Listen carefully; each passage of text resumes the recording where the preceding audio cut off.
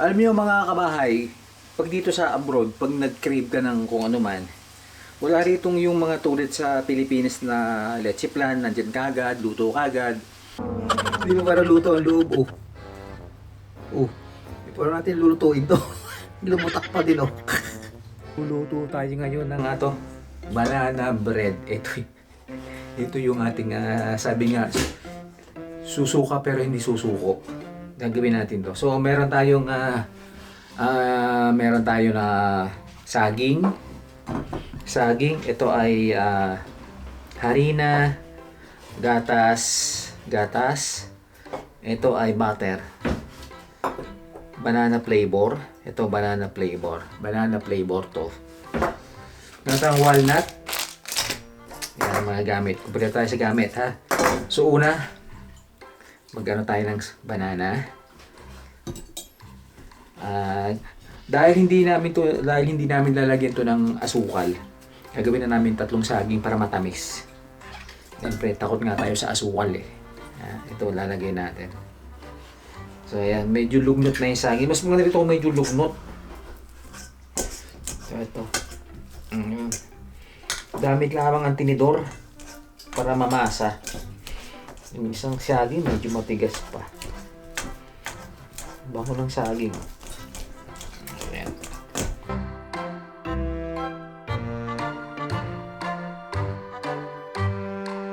Samahan natin ng itlog.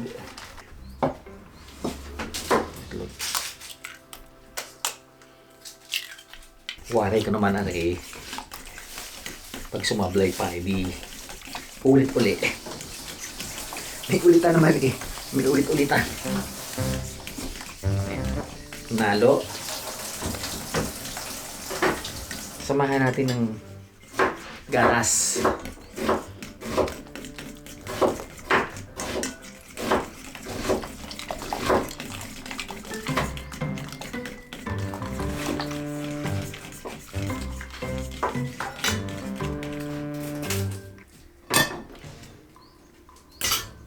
Siyempre, meron tayong strainer. Ayan. Para mapino.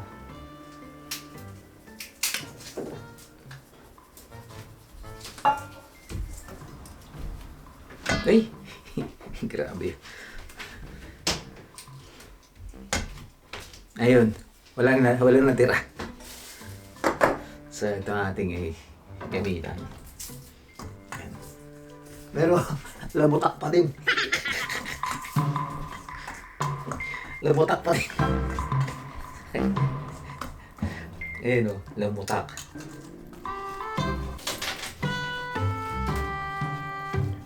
Boy labutak.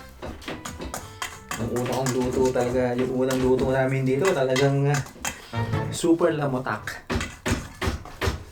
Ayan, tumutunog pa oh. May extra tunog pa oh.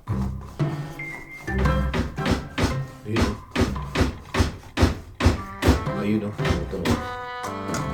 Ito na sinasabing vanilya. Ito, vanilya. So, ilang patak lang. Ilang patak ng vanilya. Oops! Kalimutan pa natin lagyan ng baking powder.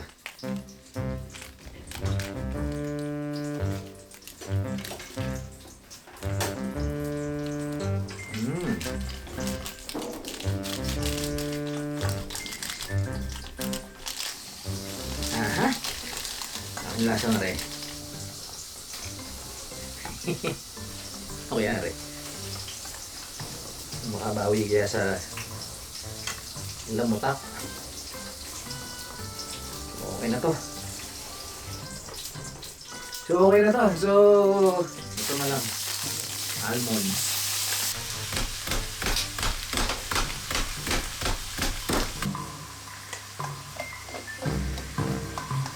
Puro. Natin. Medyo may tabang. Pero bahala na. May syrup naman eh.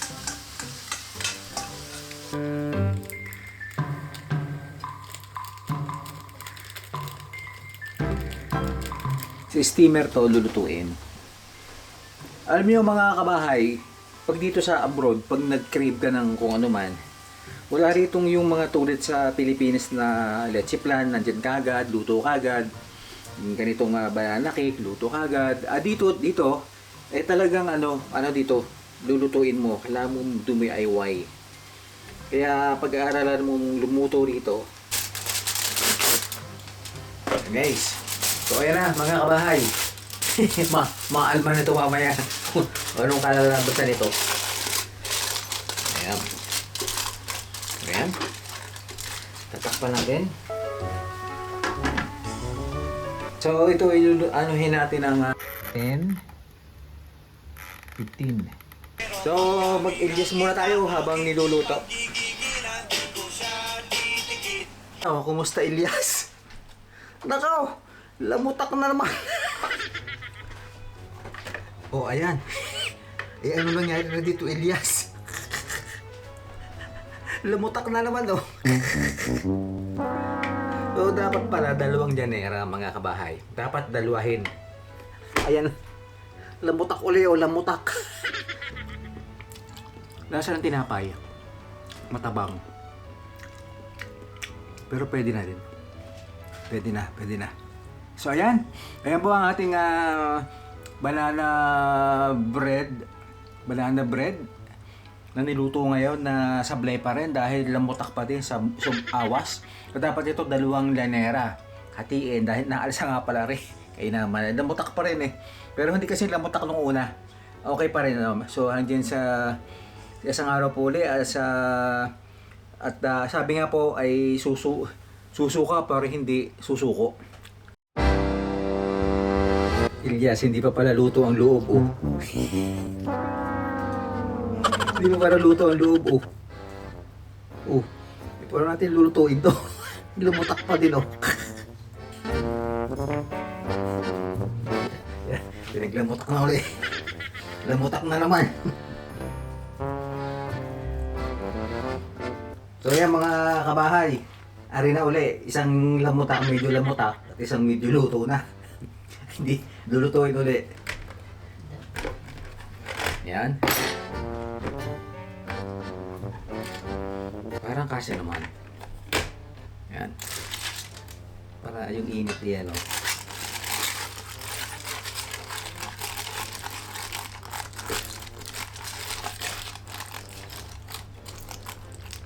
Takpan uli natin. Yan naman na Elias. Yan naman na Elias. Are.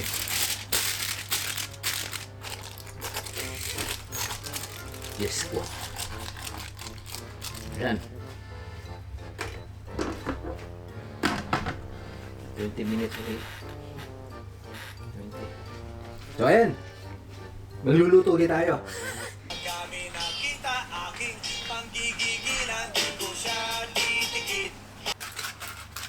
So ayan mga kabahay, tingnan natin yung niya, yung texture. Ayan mga kabahay.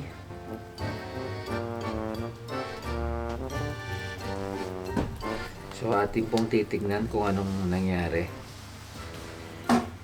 So ayan, eto po siya. So medyo malabsa. So ibig sabihin, maraming tubig, kulang siguro sa harina, kaya medyo parang matubig pa ng konti. So anyway, ganyan talaga ang buhay. Sa sunod, hindi na putugar to. Ayan, medyo malabsa lang. Pero lasang tinapay na. Kung tinapay cravings, basta satisfy na yung tinapay cravings mo. Ayun lang. Bye-bye.